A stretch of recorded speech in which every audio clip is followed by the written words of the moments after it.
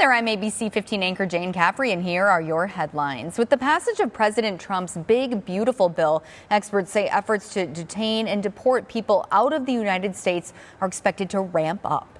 And today, outside of a Valley Home Depot, protesters rallied in support of day laborers who were recently targets of ICE raids in California.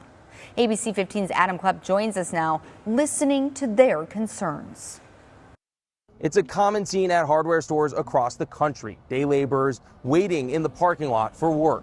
Now I'm speaking with one of them about what he says is an increased sense of fear around immigration enforcement in the United States.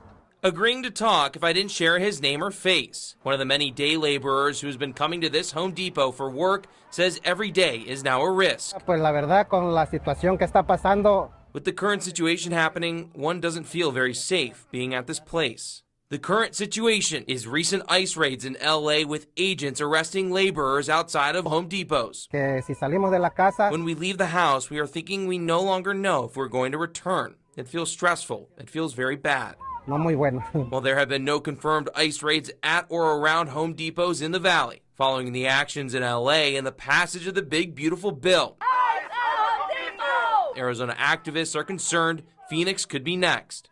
Fear, a lot of fear. Salvador Reza, a community organizer, says targeting day laborers trying to work is wrong. Nobody wants to work at 115 degrees on the roof. Nobody wants to work at 115 degrees on your yard. So they can do the work that hardly anybody else wants to do. In D.C., deportation efforts are just getting started. The new bill signed by President Trump allocates $170 billion to immigration enforcement, making ICE the highest funded law enforcement agency in the country. This spring, Border Czar Tom Homan spoke in Phoenix, warning anyone here illegally is subject to removal. We'll continue prioritizing public safety threats and national security threats, but if you're in the country illegally, you got a problem. Despite the threats, day laborers say they need to stay to support themselves and their families, still believing in the American dream. My hope is they will let us be in the country. We came to look for work because it was good and there are good people.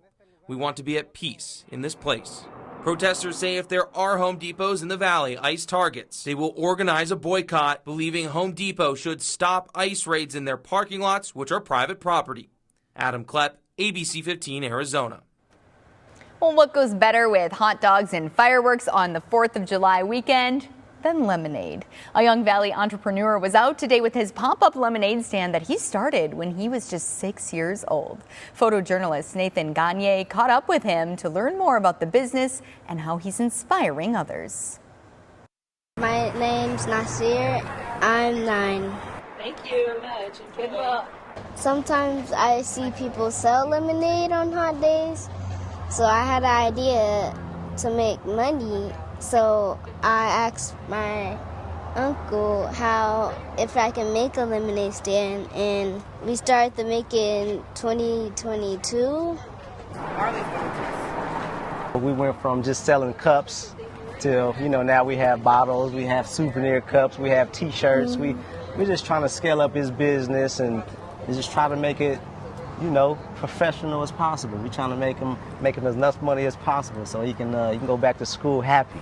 So what we do is we just take young kids with entrepreneurial minds and we just try to hone that and teach them the ins and outs of business. Nasir, so you got to tell me, what's the secret ingredient? I can't tell you. I want to thank all my supporters. I want to thank them all for coming here to try my refreshing lemonade.